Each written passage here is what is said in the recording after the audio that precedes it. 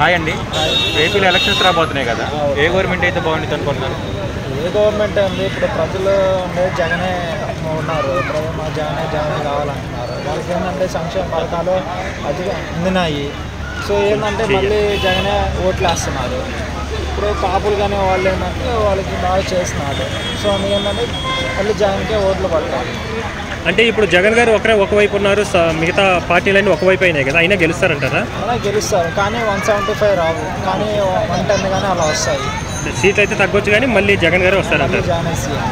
కానీ ప్రతిపక్షాలు ఒక డెవలప్మెంట్ లేకుండా ఓన్లీ సంక్షేమ పథకాలు ఇస్తే అది అప్పులు తెచ్చి పెడుతున్నారు అంటున్నారు కదా, దాని గురించి ఏమంటారు? అప్పుడు వాళ్ళు కూడా ఎంత చేశారు, ఇప్పుడు కూడా చూసుకుంటే ఇప్పుడు జగనే మేలు. అంటే 2014లో బాబు గారు హామీలు ఇచ్చారు, అలాగే 2019లో జగన్ గారు హామీలు ఇచ్చారు కదా, ఇద్దరిలో ఎవరు హామీలు ఎక్కువ నెరవేర్చారంటారు? జగనే హామీలు నెరవేర్చారు. ఇప్పుడు చంద్రబాబు నాయుడు హామీలు నెరవేర్చలేదు, అందుకని జగన్ ఓట్లేదు, ప్రజలు ఓట్లేదు. అలాగే కాంగ్రెస్లో జాయిన్ అయిన షర్మిల గారు అన్నపైన ఎక్కువ కామెంట్ చేస్తున్నారు కదా, దాని గురించి ఏమంటారండి? ఎవరెన్ని కామెంట్లు చేసినా కానీ ప్రజలే ఓట్లు వేయాల్సింది. సో అందుకే ప్రజలే డిసైడ్ చేస్తారు ఎవరు సీఎం అయ్యేది. అంటే సొంత చెల్లులే కదా విమర్శలు చేసేది, దాని గురించి ఏమంటారు? ఎవరే ఇప్పుడు కుటుంబంలో అన్న కానీ చెల్లి కానీ ఇప్పుడు పల్లె విడిపోయినప్పుడు సో పక్కనప్పుడు ఎవడ ఎన్నైనా మాట్లాడతారు. సో ఆ టైంకి మళ్ళీ కలుస్తారు. ఎవడు ఎన్ని మాట్లాడినా ప్రజలే కదా డిసైడ్ చేసేది, ఓట్లేసేదని. అలాగే టీడీపీ జనసేన పొత్తులు వెళ్తుంది కదా, దాని గురించి ఏమంటారండి? టీడీపీ జనసేన పొత్తులు వెళ్ళినా ఏం చేయరు, ఇప్పుడు ప్రజలే చేయాల్సింది. సో ప్రజలు ఏంటంటే ఇప్పుడు జగన్కే సపోర్ట్గా ఉన్నారు. అంటే ఆంధ్రప్రదేశ్లో మీరు చూసిన దాన్ని బట్టి అసలు డెవలప్మెంట్ కానీ ఉద్యోగ అవకాశాలు కానీ ఎలా ఉన్నాయండి? ఇప్పుడంటే కరోనా టైంలో చేసినాడు, బట్ కానీ ఏంటంటే మళ్ళీ చేస్తాడు. సో కరోనా టైంలో అంత బాగానే చేసినాడు ఇదని, సో అప్పుడు ఏంటంటే డెవలప్ చేయలేకపోయాడు. సో నెక్స్ట్ మళ్ళీ అయినా చేస్తాడు. ఓకే, సో ఈసారి ఎన్ని సీట్లు కొట్టవచ్చు అనుకుంటారు జగన్ గారు? జగన్ 110 కొడతాడు. ఈసారి ఎన్ని కూటములు వచ్చినా జగన్ గారు గెలుస్తారంట. అంతే. Thank you. హలో. అదే ఇప్పుడు ఏపీలో ఒక కొన్ని రోజుల్లో ఎలక్షన్స్ రాబోతున్నాయి. సో ఏ పార్టీ ప్రభావం ఉండబోతుంది ఈసారి? యునానమస్గా జగన్ ప్రభావం ఉండబోతుంది.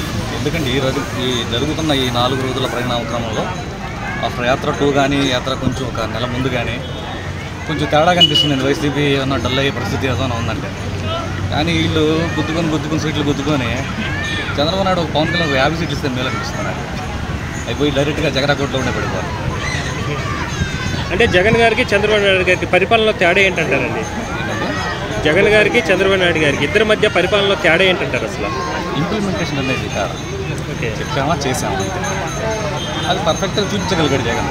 ఏంటి అనేది నేను చెప్పి ఇవన్నీ చేసి పర్ఫెక్ట్గా ప్రింటెడ్ బుద్ధి మరీ చూపించాడు. గడప వెళ్ళి నేను చేసిన ఇవి చూడండి, నాకు ఓటేయండి, నేను చూపించి మరీ ఓటే అడుగుతున్నాను.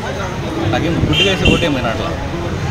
కానీ ఒక సంక్షేమ పథకాలు డెవలప్మెంట్ ఏం లేదంటున్నారు కదా ప్రతిపక్షాలు, దాని గురించి ఏమంటారు? సంక్షేమ పథకాలు అంటే ఇప్పుడు మీరు మంచిగా ఒక పోయి అందరూ ప్రజలందరూ ఒకే విధంగా ఉండరు కదా.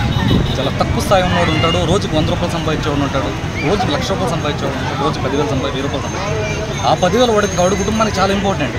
వాడి కుటుంబాన్ని వాడు ముందర తీసుకెళ్ళడానికి చాలా ఇంపార్టెంట్. వాడికి ఏదైనా బాగాలేకుండా వస్తుంది. ఇప్పుడంటే మన ఏదైనా 20 రూపాయలు సినిమా చూసేయాలి మల్టీప్లెక్స్, కానీ వాడికి అలా కాదు కదా. వాడికి సంక్షేమ పథకం చాలా ఇంపార్టెంట్. అలాగే 3 రాజధానులు అని చెప్పి ఒక రాజధానిలో కూడా ఇటుకు కూడా పేర్చలేదు అంటున్నారు కదా, దాని గురించి ఏమంటారు? మీకు తెలియదా రాజధానిలో ఏం జరిగిందో? అంటే చంద్రబాబు నాయుడు గారికి ఒక్క రూపాయి కూడా, ఒక్క అడుగు భూమి కూడా లేదంటారా మీరు? చెప్పండి. నేను విమర్శించట్లేదు చంద్రబాబు నాయుడు గారు, మంచి పరిపాలన లక్ష్యం కాదనట్లు. ఆయన తెలియకుండా జరిగినవి చాలా ఉంది, ప్రజలన్నీ గమనిస్తూ ఉంటారు. అలాగే 2019లో సో వైసీపీకి 150 సీట్లు వచ్చాయి, టీడీపీ జనసేనకి 24 సీట్లు వచ్చాయి కదా, ఈసారి ఎలా ఉండబోతుంది? ఒకసారి ప్రభుత్వం వచ్చిన తర్వాత ప్రజలు తెలియకుండానే కొంతమందికి మంచి జరగచ్చు, కొంతమందికి ఒక బిట్ తక్కువ జరిగి ఉండొచ్చు. ఆ ఎఫెక్ట్ అనేది ఉంటుంది పరిపాలన. అది ఒకసారి ఎక్కిన తర్వాత రెండోసారి కొంచెం తగ్గచ్చు, 110 సీట్ల పైన వెళ్తారు. మ్యాజిక్ ఫిగర్ దాటిపోతాడబ్బా. కానీ జగన్ గారు ఒకవైపు ఉన్నారు, ఇప్పుడు కనీసం చెల్లులు సపోర్ట్ లేదు, అలాగే ప్రతిపక్ష పార్టీలను ఒకవైపు అయినాయి కదా, అయినా గెలుస్తారంటారా? ప్రతిపక్షం ఎప్పటి నుంచో జగన్ ఒకటే కదా. 2014లో తీసుకున్నా చంద్రబాబు నాయుడు గారు దట్ పవర్ స్టార్. వాడికి ఎందుకు పార్టీ పెట్టాడు ఎవరు?